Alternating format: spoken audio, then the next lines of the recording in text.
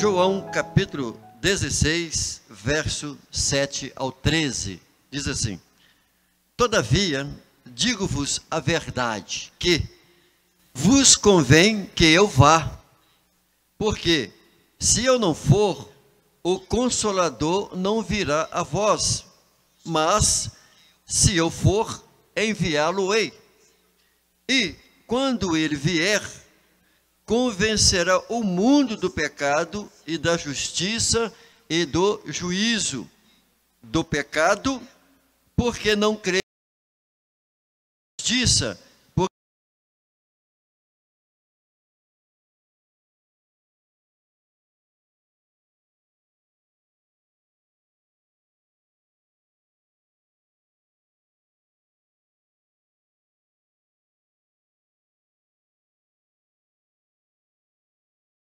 quando vier aquele de verdade, ele vos guiará em toda a verdade, porque não falará de si mesmo, mas dirá tudo o que tiver ouvido e vos anunciará o que há de vir. Amém? Essa é a nossa leitura bíblica, escolhida pelo nosso comentarista, que são paralelos com essa fala do Senhor Jesus que nós acabamos de apresentar. Qual que é o nosso objetivo geral da nossa aula de hoje? É explicar que o Espírito Santo atua de maneira contínua e dinâmica no plano da salvação. Então eu vou repetir. O nosso objetivo geral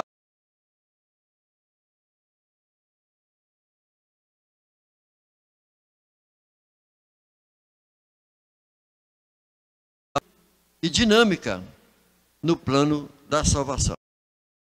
O nosso objetivo geral. A introdução, antes da gente entrar no nosso conteúdo, nós vamos dizer o seguinte, que nós vamos estudar hoje sobre a ação do Espírito Santo no processo da salvação da humanidade. Como foi que ele atuou no processo da salvação da humanidade e também como que ele atua na edificação dos crentes. O Espírito Santo, na sua ação, ele é quem convence o homem sem Deus, a pessoa sem Deus, do seu estado real. Qual é o estado real do homem sem Deus? O de pecado. O Espírito Santo, por ser um agente, ele age, ele convence o homem e persuade a pessoa a mudar de posição diante de Deus. Que posição que o homem naturalmente está diante de Deus? Em pecado, em rebeldia, em transgressão. E o que o Espírito Santo faz? Convence, e essa pessoa, ela arrependendo dos seus pecados, ela então agora muda de posição, porque todos são criaturas, e a pessoa torna-se agora filho de Deus. E o que o Espírito Santo continua fazendo? Capacita a pessoa já convertida na sua jornada espiritual, no seu dia a dia, até a volta do Senhor Jesus. Nós teremos, na nossa aula de hoje, 3 tópicos. O nosso primeiro tópico, nós vamos falar sobre o Espírito Santo como promessa. O Espírito Santo consola e ensina. E o terceiro ponto, o Espírito Santo reprova e convence o mundo. Então, aí estão os 3 tópicos sobre a atuação do Espírito Santo no plano da redenção. Muito bem, no nosso primeiro ponto, que é sobre o Espírito Santo como promessa, nós vamos verificar que a salvação da humanidade foi o quê? Um projeto da Trindade. que foi planejado, pensado antes da fundação do mundo. Na aula passada, nós falamos um pouco sobre isso, em especial no ponto 2, onde nós falamos da ação da Trindade, o relacionamento da pessoa de Jesus com o Espírito Santo, e até mesmo falamos sobre a questão da pericorese. Né? O que é pericorese? É uma brincadeira de roda. Então, eu falei isso na aula passada, que o Pai atuava no período, ele estava em evidência, né? O Filho, ele ficou em evidência um período, e hoje quem está em evidência é a pessoa do Espírito Santo. Isto porque cada pessoa exerce uma função específica no plano da salvação. E o Espírito Santo, que é o assunto que nós estamos estudando, a pessoa dele em específica, é a parte dessa história, ele junto ao Pai e junto ao Filho. Então, isso é bem claro, as ações, as funções de cada pessoa na Trindade no plano da salvação. Primeiro, nós vamos verificar, no Espírito Santo como promessa, que essa é uma promessa messiânica. Por quê? A promessa, ela existe. Essa promessa envolve as três pessoas da Trindade. Vamos verificar claramente, tanto os textos do Antigo quanto do Novo Testamento, que vão atestar que o Deus, quer dizer, Deus Pai, ele anunciou pelos profetas. Por quê? Porque no plano da salvação, a pessoa do Pai estava em evidência primeiro. A ação dele.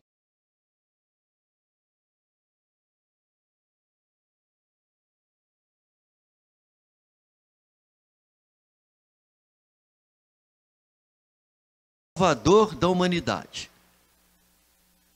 Os profetas anunciaram. E tudo que nós vamos encontrar nos textos bíblicos estão acompanhados das falas dos profetas.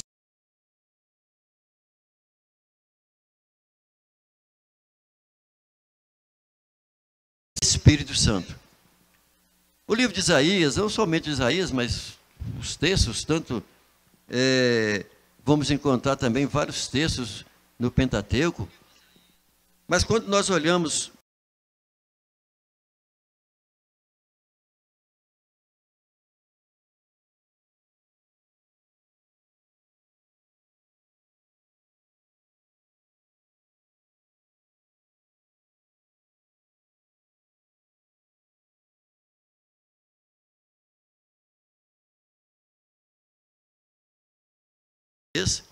e o servo aqui é a pessoa de Jesus, a quem sustenho, o meu eleito, em quem se compraz a minha alma.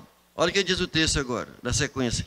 Porei o meu Espírito, quer dizer, o Espírito Santo, porei o meu Espírito sobre ele, e justiça produzirá entre as nações. Não clamará, não se exaltará, nem fará ouvir a sua voz na praça. Então, o texto que eu li aqui, Deus está dizendo que porá, vai colocar o Espírito Santo, ele estará agindo sobre a pessoa de Jesus. Tanto é que, eu vou ler até o próximo que nós temos aqui, que é o Isaías 61 e o verso 1, que esse mesmo texto, posteriormente, nós vamos encontrar a referência literalmente lá no Novo Testamento, em Mateus 12 e 28, onde Jesus cita a respeito desse texto de Isaías, que cumpre, né, a promessa, a palavra do profeta Isaías, quer dizer, registrado por Mateus, que você poderá ler. Mas eu vou ler apenas Isaías 61 e o verso 1. O que diz? O Espírito do Senhor está sobre mim, porque o Senhor me ungiu para pregar as boas novas aos pobres. Enviou-me a restaurar os contritos de coração, a proclamar a liberdade aos cativos e abertura de prisão aos presos. Claro que tudo isso que Jesus, que o profeta aqui está falando, em nome de Deus Pai, isso é que estaria acontecendo com a pessoa de Jesus e que aconteceu 700 anos depois das palavras do profeta Isaías, e tudo aconteceu no ministério e obra de Jesus. Jesus agindo espiritualmente, livrando as pessoas do cativo espiritual que estava debaixo das ordens de Satanás, e Jesus veio para desfazer as obras do diabo. Então o texto diz claramente de que o Espírito do Senhor estava sobre Jesus, no ministério de Jesus. Então vede que o Antigo Testamento apresentou a pessoa de Jesus como promessa. Então, assim como o Filho foi uma promessa do Pai, que ele viria para morrer por aquele que cresce no Filho, mas também acompanhado da promessa de que o Espírito Santo também faria parte no processo, né, da salvação. Se observarmos na Antiga Aliança, há uma diferença da atuação do Espírito Santo antes e depois do Pentecostes, né? Nós sabemos claramente que o Espírito Santo, no Antigo Testamento, ele agia em algumas pessoas, em alguns casos, mas lá estava o Espírito Santo. A aula de hoje, nós não vamos tratar sobre o batismo com o Espírito Santo, mas só para lembrar, porque esse assunto sobre o batismo com o Espírito Santo será posteriormente. Mas aqui, o que eu estou querendo dizer é que também houve a promessa de que o Espírito Santo seria derramado sobre todas as pessoas, sobre toda a carne. Ou seja, carne ali, etnia, pessoas de várias nações. O que quer dizer aqui é que há uma diferença da atuação do Espírito Santo antes e depois do Pentecostes. Que o Pentecostes nós temos o registro lá em Atos dos Apóstolos, no capítulo de número 2, né? Com a manifestação, a descida do Espírito Santo, a atuação dele, o marco, né, da ação do Espírito Santo de lá para cá, registrado em Atos capítulo 2. E nós vamos verificar também que na Antiga Aliança houve múltiplas manifestações do Espírito Santo nas pessoas no passado, ou seja, no período da lei. Nós vamos encontrar, no caso, no livro de Números, o Espírito Santo capacitando as pessoas para obras específicas, como a de profetas. Por exemplo, Números 12 e o verso 6, nós vamos ver claramente o texto que diz assim: e ele disse, ouvi agora as minhas palavras. Se entre vós há profeta, eu, Senhor, em visão a ele me manifestarei.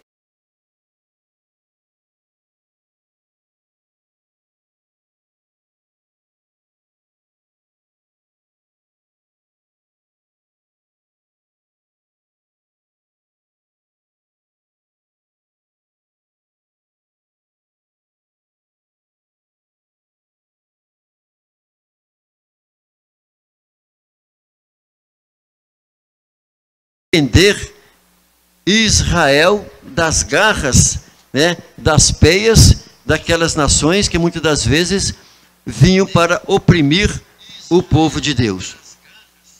Nós vamos encontrar um texto aqui que eu quero citar apenas, o primeiro aqui, de Juízes capítulo 6 e o verso de número 34, a respeito de Gideão, da vitória de Gideão sobre os midianitas.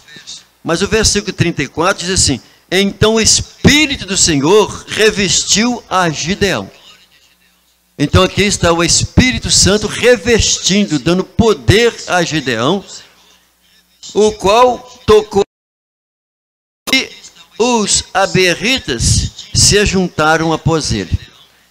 Isso está deixando claro no entendimento que o Espírito Santo capacitava as pessoas Ou seja, o Espírito Santo se manifestou na vida de Gideão e dando ele força, poder para vencer o inimigo. Também existiu que as habilidades, algumas habilidades específicas. Essas habilidades, elas aconteciam de que forma ainda na Antiga Aliança? Para dar habilidades às pessoas, para que elas pudessem desenvolver, executar alguma coisa espiritual ou algo que estava no plano de Deus, que a pessoa às vezes não tinha nem ideia sobre aquilo, e o Espírito Santo capacitava e dava habilidade para essas pessoas. Nós temos o registro aqui, por exemplo, de número 25, 11 e o 25, que vai nos dizer o quê? Então o Senhor desceu na nuvem, ele falou, olha, e tirou do Espírito que estava sobre ele, e pôs sobre aqueles 70 anciãos. Nós estamos falando aqui sobre quem? A pessoa de Moisés, na ação do Espírito Santo. E diz assim, e o Espírito repousou sobre eles, o Espírito Santo. Profetizaram, porém nunca mais voltaram a profetizar. Ou seja, nós estamos apresentando textos que mostrando as manifestações, as ações, não somente do Pai, na Antiga Aliança, mas também a pessoa do Espírito Santo, atuando, agindo na aliança, na Antiga Aliança. Vamos encontrar os textos, como Ezequiel, que o Espírito Santo, o Espírito do Senhor, agindo para revelar, para mostrar revelações para o profeta. Nós vamos encontrar também os textos de milagres em reis, com as ações do Espírito Santo agindo literalmente. Vamos encontrar também algumas aptidões no Antigo Testamento, aptidões de ações do Espírito Santo, literalmente, alguns indivíduos, como no texto de Êxodo, o capítulo 31, que nós temos aqui, quando o 31 e o verso 3, onde vai dizer assim, e o enchi do Espírito de Deus, de habilidade. Olha o que diz o texto, olha, vou voltar atrás para entender. Vê, eu chamei por nome a Bezaleel, filho de Urfi, da tribo de Judá. O Senhor agindo, chamando, para que Bezaleel, ele tivesse habilidade de inteligência e de conhecimento em tudo, em todas as artes. Ou seja, Deus que escolheu, chamou, e o Espírito Santo agindo na vida da pessoa, dando ele entendimento, capacitação para desenhar, para projetar tudo aquilo que Moisés falava com ele, ele então entendia e fazia os projetos para serem executados do tabernáculo. Quem estava agindo na pessoa? A pessoa do Espírito Santo.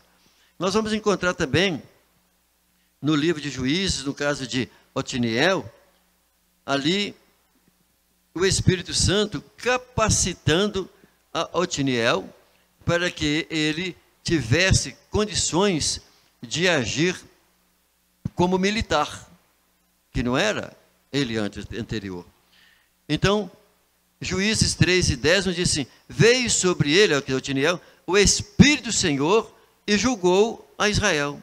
Saiu a peleja e o Senhor entregou nas suas mãos a Cusã, rei da Mesopotâmia, contra o qual prevalecera. O que nós estamos vendo aqui? Deus, na pessoa do Espírito Santo, capacitando a Otiniel, e capacitando muitas outras pessoas, como no futuro, como posteriormente, nós vamos encontrar José, Daniel e muitas outras pessoas, reis, sendo capacitados pelo Espírito Santo, como Davi, sendo usado pela pessoa do Espírito Santo para desenvolver ações, tanto militares quanto política, ali em Israel. Ou seja, nós estamos apresentando aqui as habilidades que o Espírito Santo concedia a pessoas no Antigo Testamento. Para encerrarmos esse primeiro ponto, nós temos a promessa do Consolador. Ou seja, a vinda do Consolador, ela estava associada ao quê? O fato de Jesus ter que voltar ao céu. Porque se Jesus não voltasse ao céu, o Espírito Santo não viria. Porque ele mesmo diz no texto que nós lemos em João 16, o verso 7, convém que eu vá, porque se eu não for o Consolador, não virá a vós. Mas nós sabemos, né, meus irmãos, que eu já falei isso aqui em aulas passadas. Isso aqui é uma forma didática para nós entendermos o momento, a ação de cada pessoa no plano da salvação. Porque Jesus está dizendo aqui que ele convinha voltar ao céu. Porque Jesus, ele se fez gente. Então, depois da morte e ressurreição de Jesus, ele voltaria. Por isso que o texto diz que Jesus estaria prometendo o Consolador, que ele viria para ficar com os discípulos. Os discípulos não ficariam órfãos, porque eles não teriam mais a presença de Jesus fisicamente. Como hoje, como discípulos, nós não temos a presença física de Jesus entre nós, mas ele enviou a pessoa do Espírito Santo. Então, quando falamos a palavra enviar aqui, é no sentido de ungir, de iniciar a ação, ou seja, os trabalhos do Espírito Santo na humanidade. Porque antes, a ação em evidência era do Pai, até então, quem estava em evidência era o Filho, e agora, o Filho voltando ao céu, então, viria a promessa de que o Espírito Santo, ele iria passar a atuar diretamente na história da redenção. Porém, nós devemos lembrar que as três pessoas da Trindade têm a mesma consubstancialidade, né, que é aquele termo que explicamos na aula passada, que é o homósios. Ou seja, tanto o Pai quanto o Filho e o Espírito Santo possuem os mesmos atributos. No caso aqui, dos atributos incomunicáveis, né, que é onipresença, onisciência e onipotência, temos que lembrar que o Espírito Santo tem todos os mesmos atributos. Então, quando fala que ele viria, é para marcar um momento. O Espírito Santo, por ser onipresente, ele já estava em todos os lugares. Então, a gente tem que entender isso. Tem pessoas que, às vezes, ainda é um pouco infantil nesse sentido. Ele estava em todos os lugares, já que ele é onipresente, ele é Deus. Mas apenas para marcar o início da presença do Espírito Santo na história da redenção, porque o Filho já estaria ausente, e o Espírito Santo continuaria o trabalho que Jesus iniciou, convencendo as pessoas do pecado. Então, o cumprimento dessa promessa estava vinculado ao quê? A obra expiatória da pessoa de Jesus, ou seja, somente depois que Jesus voltasse ao céu, que o Espírito Santo iria iniciar literalmente as suas ações na humanidade.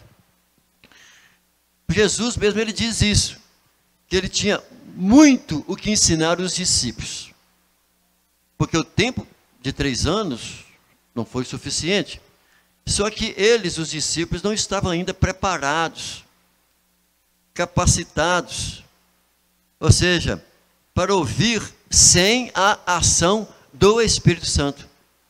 Porque ali estava a pessoa de Jesus, e é claro que no ministério de Jesus o Espírito Santo estava atuando.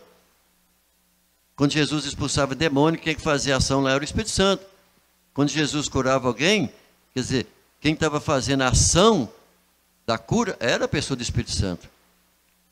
O que nós temos que compreender é que agora, com a saída de Jesus, o Espírito Santo entraria em ação e passaria a ensinar posteriormente todas as coisas aos discípulos.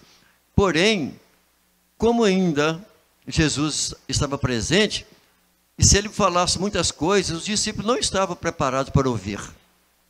Nós não vamos entrar nesse detalhinho, você já sabe o que aconteceu com alguns deles, que afastaram, que fugiram, foram pescar, né? Até o Pedro mesmo negou Jesus.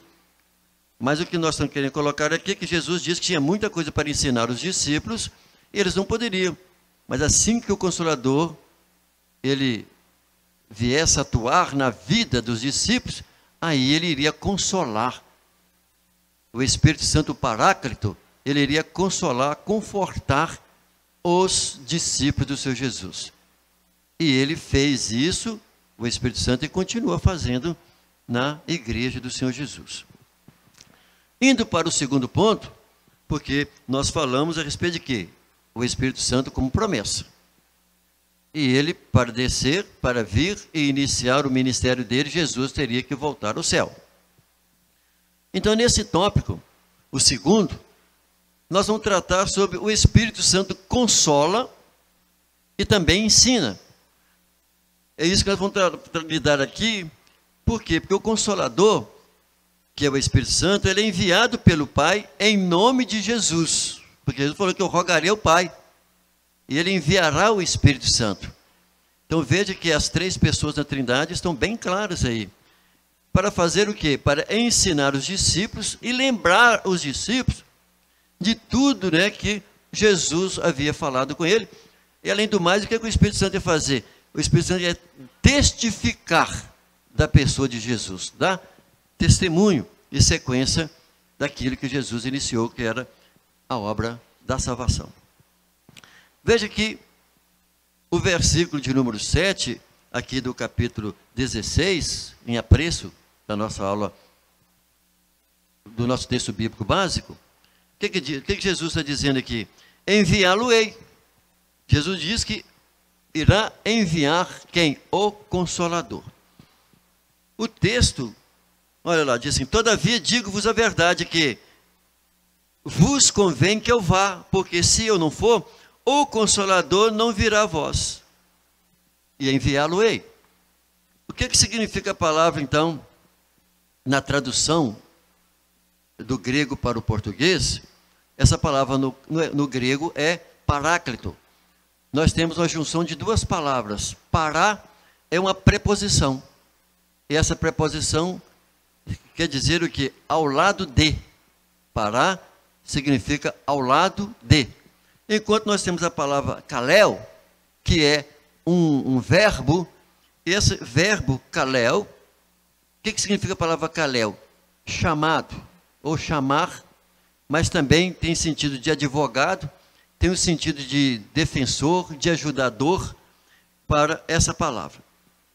Então, o Paráclito, ou seja, o Consolador, ele está ao lado de, quer dizer, ao lado das pessoas. Observe que quando as situações em que o crente vive, basta nós olharmos a vida dos discípulos de Jesus, a situação deles, após a subida de Jesus aos céus, como é que eles ficaram? O Espírito Santo estava lá, consolando, confortando o coração deles. Posteriormente, nós vamos encontrar as ações dos discípulos de Jesus, de Pedro e dos demais, e diante de muitas dificuldades, que eles foram presos, né? Pedro foi preso, então estava lá o Espírito Santo confortando. Depois nós vamos encontrar no livro de Atos a história, né, dos homens, em especial de Paulo e muitas outras pessoas. Estava lá o Espírito Santo confortando, consolando, ou seja, estava ao lado daquelas pessoas, confortando. O que nós temos que entender é que o Espírito Santo tem a mesma substancialidade do Filho. Então, assim como o Filho é como Deus, o Espírito Santo é também Deus. Toda a natureza, substâncias, essência do Pai, do Filho, também o Espírito Santo possui, por ele ser Deus. Esse termo, o Consolador, ele é visto no Novo Testamento 5 vezes.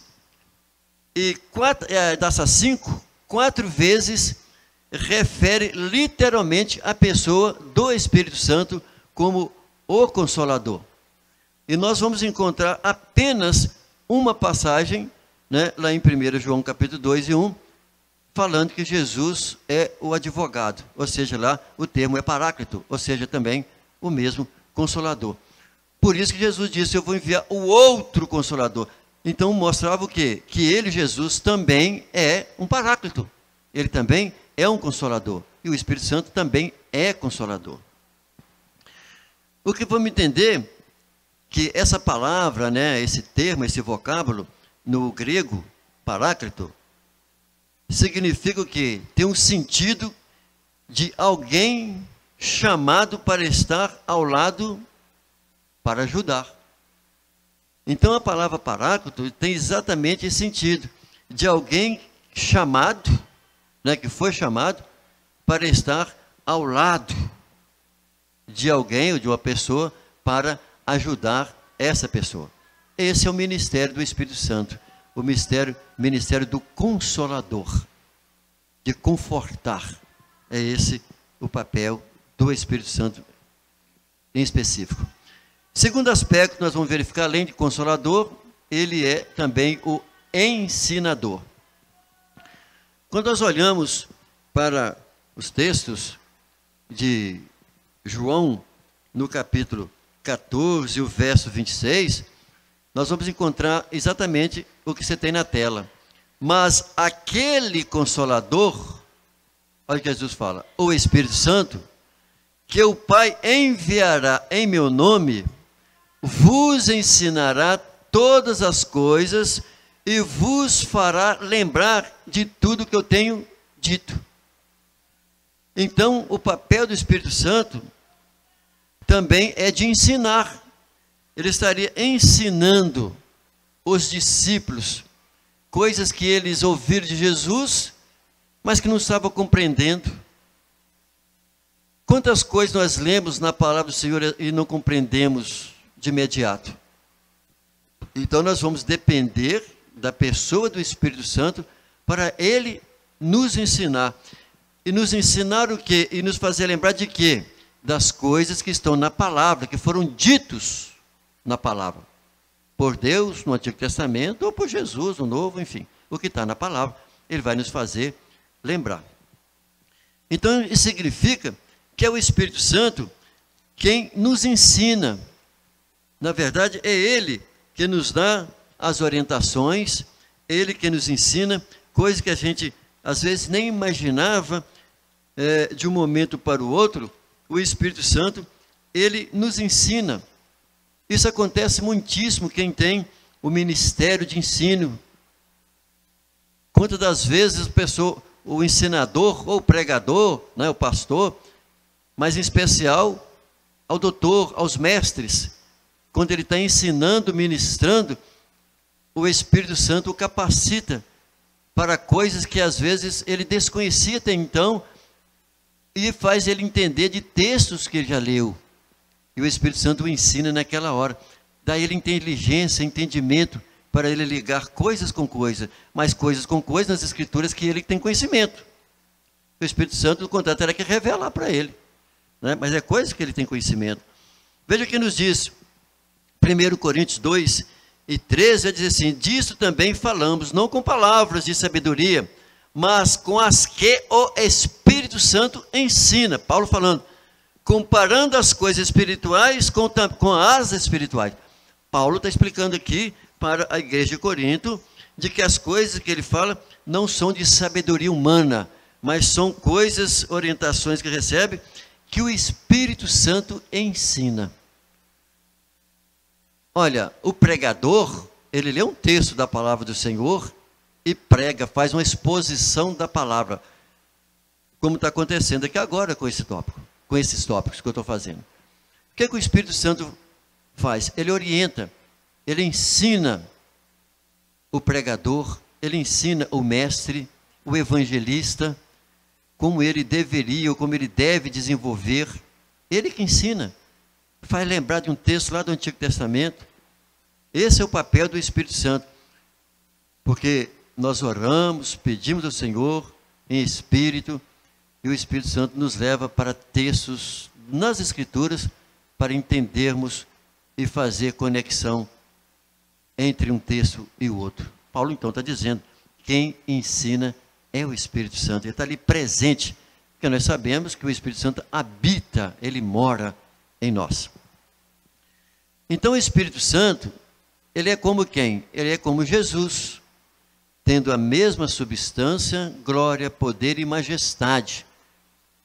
Por isso nós tratamos desse assunto no último tópico, né, da aula passada, que o Espírito Santo pode receber exaltação, louvor. Então, por isso que Jesus refere a ele como o outro Consolador. Ele tem as mesmas substâncias em glória, poder e majestade. Nós adoramos e glorificamos a pessoa do Espírito Santo que habita em nós, que cuida de nós. Olha que maravilha. Só de nós sabermos que depois da conversão, que nós mudamos de posição, que nós vamos tratar disso daqui a pouco, no próximo ponto, nos mostra claramente como que o Espírito Santo age na nossa vida, nos fazer ensinar, compreender o passo a passo da vida cristã e da santificação. Pois bem, ainda aqui, no terceiro subtópico, o Espírito Santo, ele age como o ajudador. Então o Espírito Santo, ele nos ajuda na nossa vida diária. Em todos os momentos da nossa vida, ele está ali nos ajudando, nos orientando, falando conosco. Veja que as Escrituras dizem que nós não sabemos, né? Paulo fala em Romanos, que nós não sabemos nem como convém orar, mas o Espírito Santo, ele intercede por nós. Então, olha a diferença que faz uma pessoa ter o Espírito Santo. Não entristecer o Espírito Santo. De que forma que o Espírito Santo se alegra com a vida daquele crente, daquele servo. É Ele quem nos ajuda. É Ele quem nos leva, nos faz entender em momentos cruciais da nossa vida. O que o Espírito Santo faz? Ele nos ajuda a imprimir em nós o caráter de Cristo. Imprimir em nós a vontade de Deus, a moralidade, as ações que Jesus quer lhe dar em nós, elas são impressas pela pessoa do Espírito Santo. Então ele imprime o caráter de Cristo, ou seja, aquela vida de mentiroso, de profano, de ladrão, de usurpador, enfim, agora faz tudo o contrário, tudo o inverso. Ele imprime o caráter de Cristo em nós. As ações de Cristo em nossas vidas são vistas porque o Espírito Santo age e as imprime em nós. Por isso que Deus Pai, quando olha para nós, Ele vê em nós o quê? As ações do Filho dele. Por isso nós somos aceitos diante de Deus Pai. Mas é uma ação realizada pelo Espírito Santo em nossas vidas. Quando Deus olha para o pastor Wallace, Ele não vê o Wallace, Ele vê as obras do Filho dele na minha vida, feita pelo Espírito Santo. É Ele, o Espírito Santo, que nos conduzirá até o final da nossa jornada. Qual o final da nossa jornada? Para alguns, aqueles que morreram em Cristo Jesus, que deixaram essa vida aqui.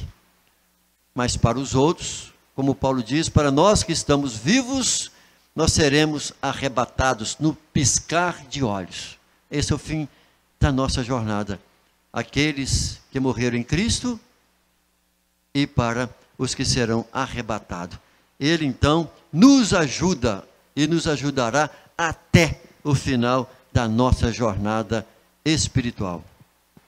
O Espírito Santo, ele nos ajuda nas nossas fraquezas. É exatamente o texto, né, que eu mencionei agora há pouco.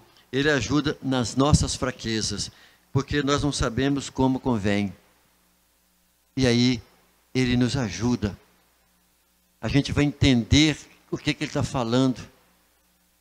E depois das ações, o que nós fazemos? Louvamos ao Senhor, agradecemos ao Senhor pela sua graça e pela sua misericórdia.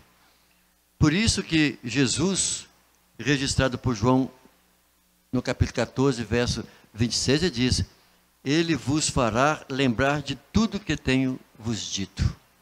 Agora, ninguém lembra de algo que não viu. Como é que eu vou lembrar de alguma coisa que eu não vi? Ou vou lembrar de algo que eu não ouvi? E como eu vou lembrar de algo que eu nem li ou que eu não aprendi antes?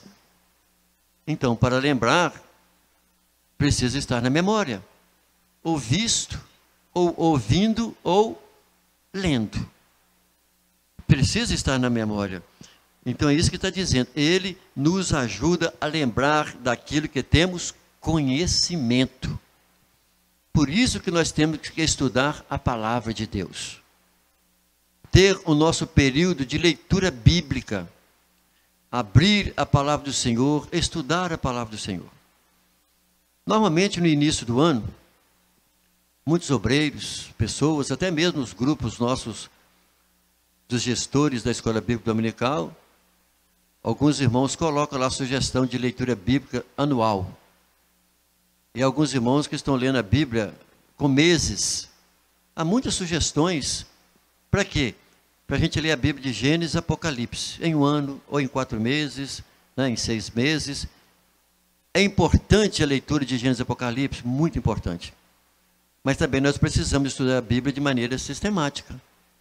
Mas é importante pararmos para estudar um livro da Bíblia, fazer a nossa leitura devocional, sozinho, né? Eu e o Senhor, ler os textos das Escrituras, ficar a sós com o Senhor, lendo a sua palavra.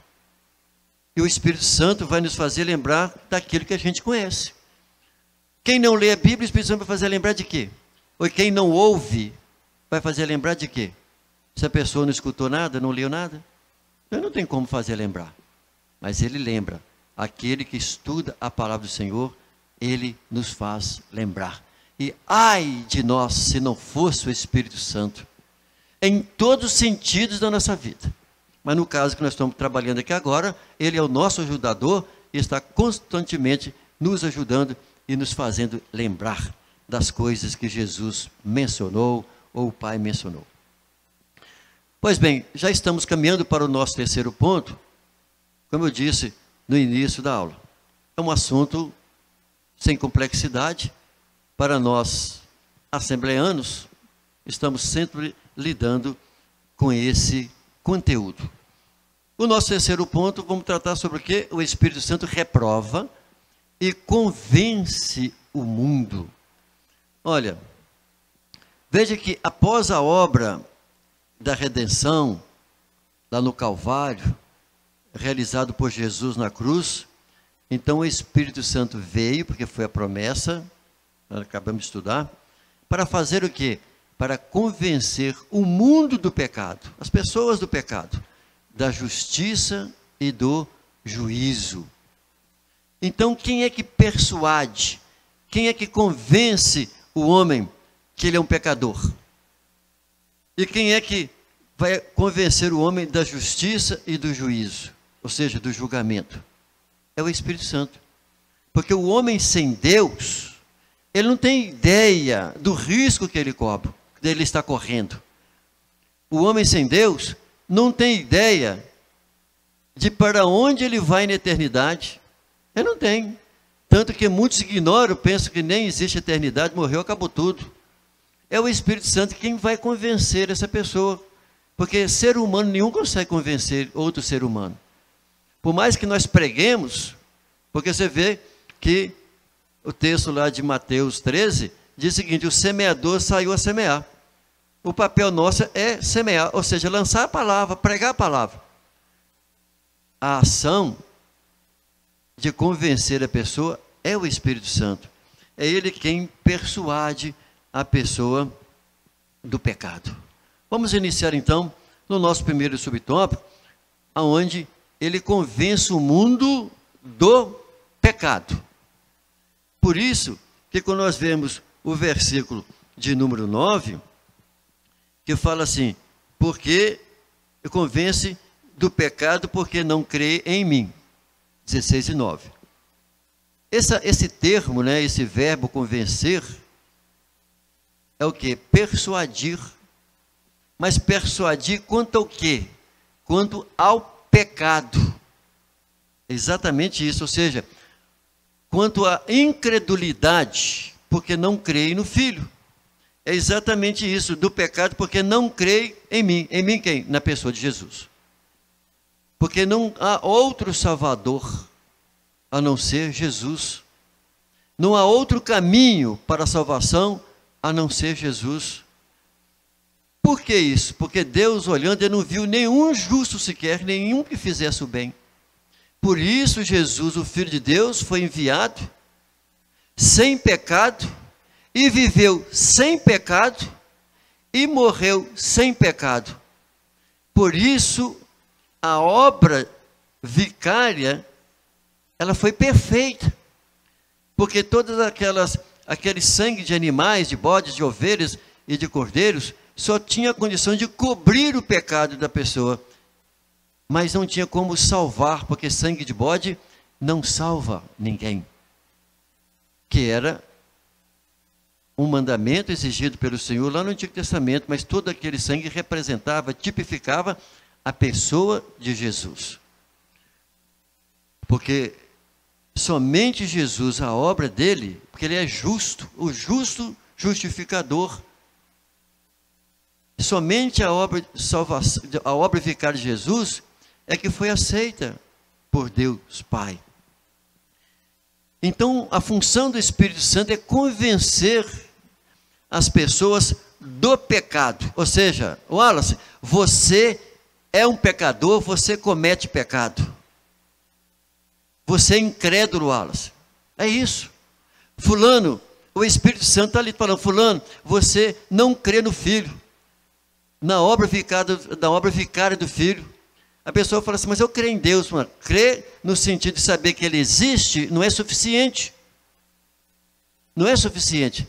Precisa crer na obra vicária de Jesus e que somente Ele tem poder para salvar o pecador. Somente Ele tem poder para remover o pecado. Isaías diz isso lá no capítulo 53, que Ele levou sobre si todas as nossas enfermidades, todas as nossas transgressões, lá no Calvário, lá na cruz. Ele levou todo o nosso pecado.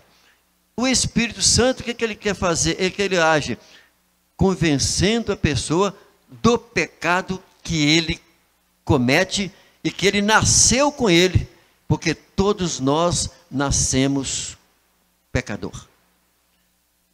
Adão e Eva pecaram. E o pecado passou para as gerações, para os filhos de Adão. E por isso todos pecaram e estão destituídos da glória de Deus. A função do Espírito Santo é persuadir a pessoa a crer que Jesus Cristo é o único Salvador. E Ele fez isso comigo há 35 anos atrás. Fez com você, não sei há quanto tempo, mas se você serve ao Senhor, Ele te convenceu. E quem sabe que você que está me ouvindo ainda não aceitou a Jesus como Senhor e Salvador, o Espírito Santo tem falado com você em outras épocas e continua falando hoje.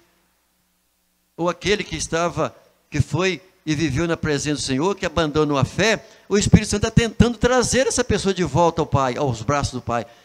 Porque o Espírito Santo está sempre convencendo as pessoas.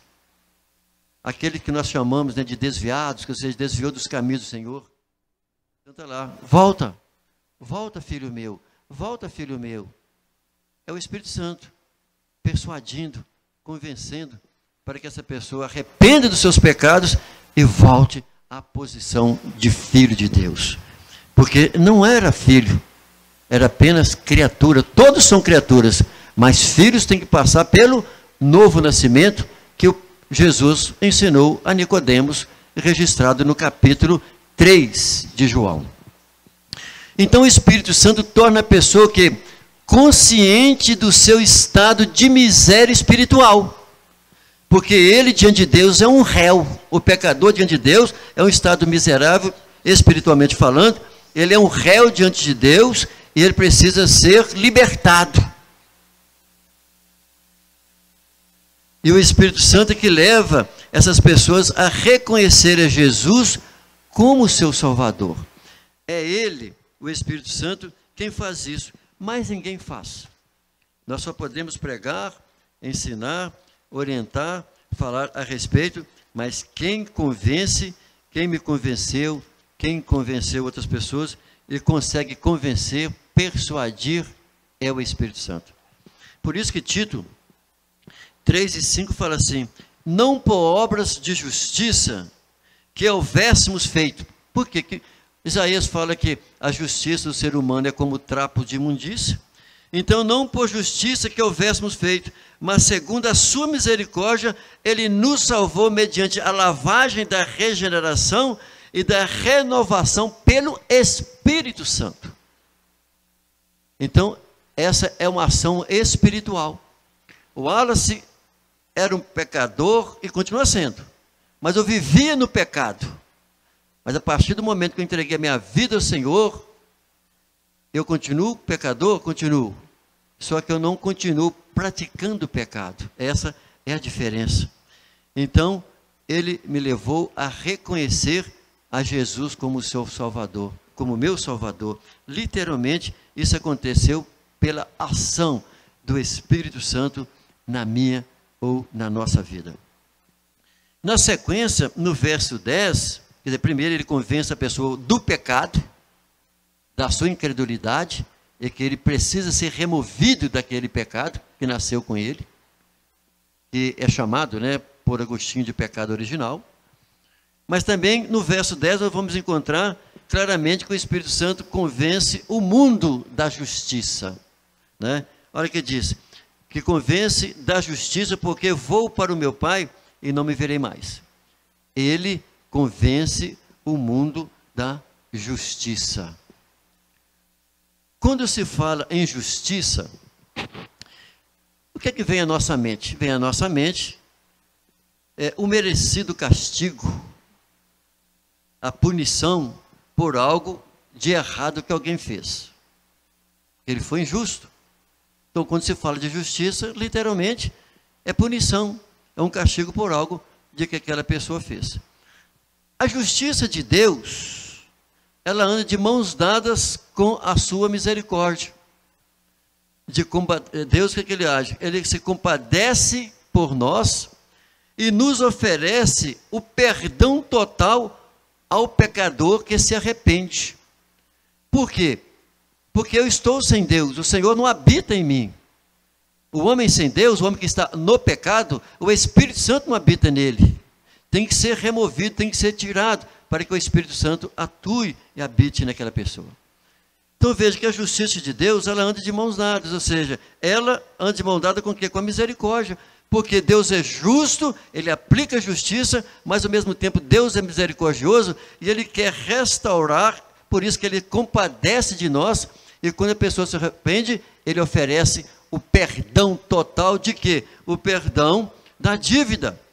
Então Jesus assumiu o nosso lugar e sofreu a punição pelas nossas injustiças, pelas práticas errantes e injustas nossas. Ele então tomou o nosso lugar. E isso vai dizer o quê? Para resolver o problema de quê? De quem? Do pecado, que precisa ser punido, porque o salário do pecado é a morte.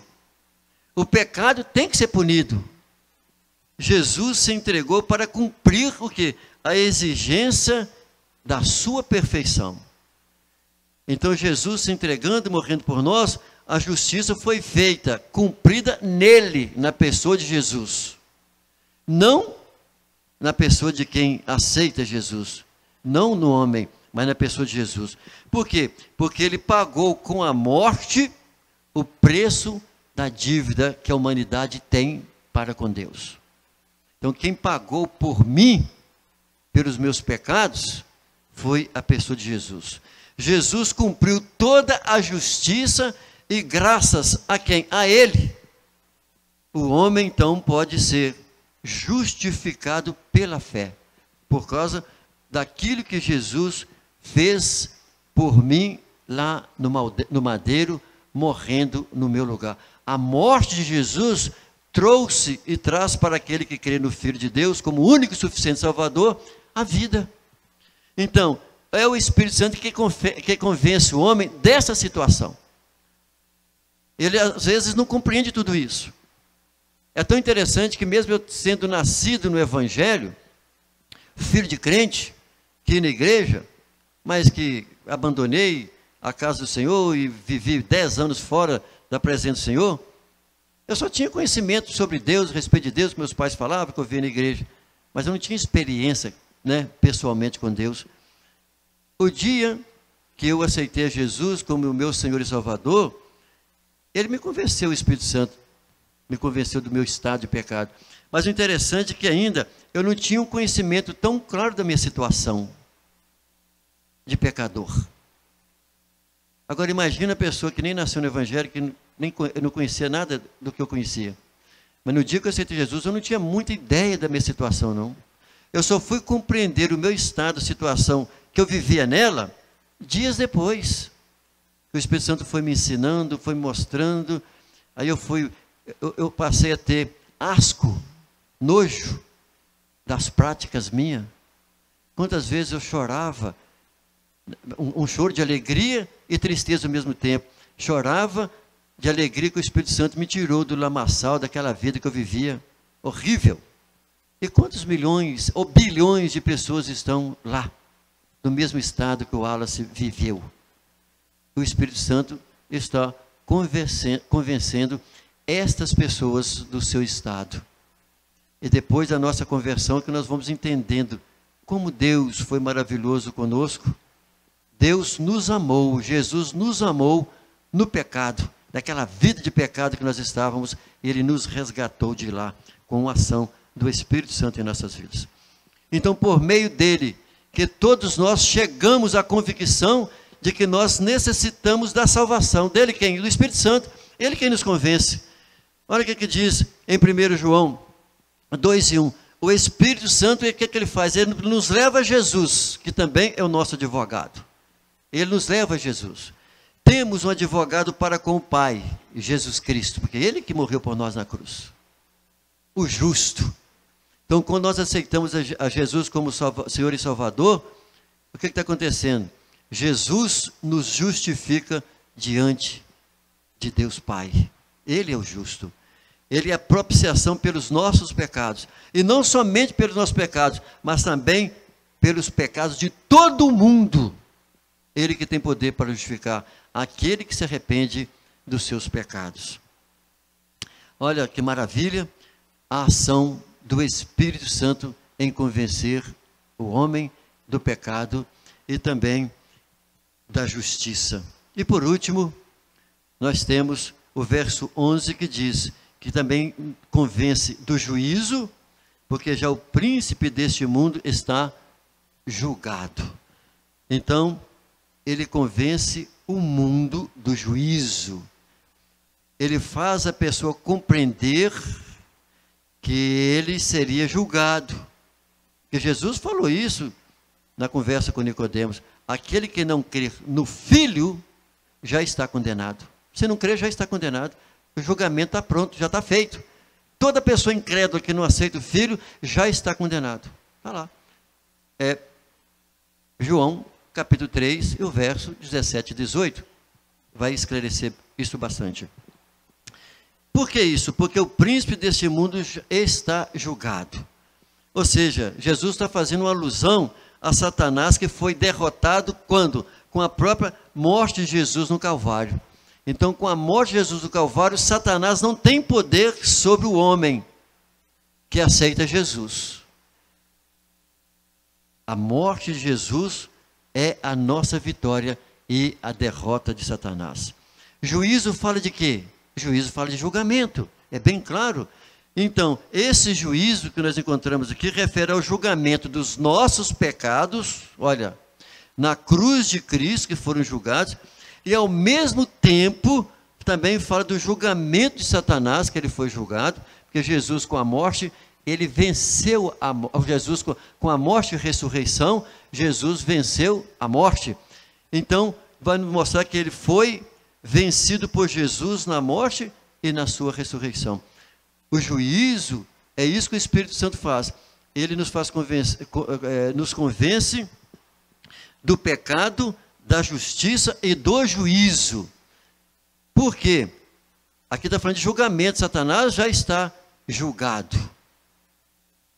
Mas aquele que não crê no Filho unigênito do Pai está condenado. Então isso significa que todos nós precisamos aceitar a Jesus como Senhor e Salvador para termos a vida eterna e não sermos julgados no último dia, né, na condenação eterna.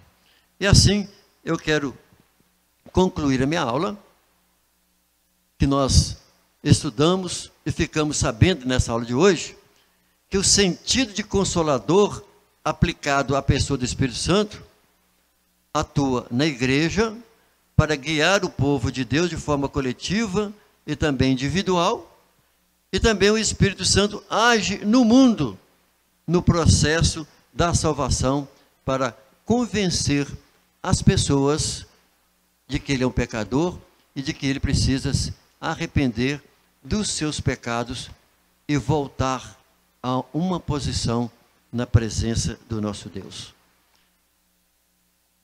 Que cada um seja abençoado na pessoa de Jesus, pelo que o Espírito Santo tem feito e faz em nossas vidas. Ele não habita no homem sem Deus, por isso que é preciso ele ser liberto. E o tema nosso então é esse, a atuação do Espírito Santo no plano da salvação. Eu quero orar junto contigo. Já que nós estudamos que o Espírito Santo ensina, instrui, o Espírito Santo capacita, que o Espírito Santo convence da situação que as pessoas estão, eu quero orar com você.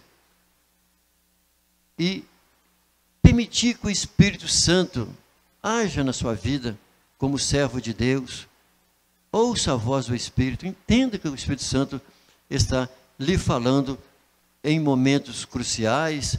Enfim, nós dependemos da pessoa do Espírito Santo constantemente em nossas vidas. Pai querido, nós te louvamos e te rendemos graças pela pessoa do Espírito Santo que tu enviastes em nome de Jesus, a pedido do teu Filho Jesus. E o Espírito Santo, essa pessoa maravilhosa, que nos conforta, que nos ensina, que nos capacita, que nos mostra quando nós erramos, quando nós falhamos, que nos faz entender que precisamos arrepender daquele estado dos nossos pecados, mas também que fala com o pecador, com aquele que ainda não veio à luz. É Ele o Espírito Santo, Pai. Por isso nós queremos te agradecer pela pessoa do Espírito Santo em nossas vidas. Louvar a Ti, ó Senhor, pela Tua bondade. E assim nós pedimos a Tua bênção, a graça do Senhor por cada um, Senhor, que tem participado comigo agora, que me ouve, que compartilha, Senhor, nessa hora, na nossa oração. Sê com cada um, Senhor. Tu que conheces e sabe da necessidade de cada um. Ó Espírito Santo, fala, capacita, chame as pessoas também para que eles possam desenvolver grandes projetos no reino de Deus. E assim nós oramos, agradecidos em nome de Jesus. Que Deus os abençoe em Cristo Jesus.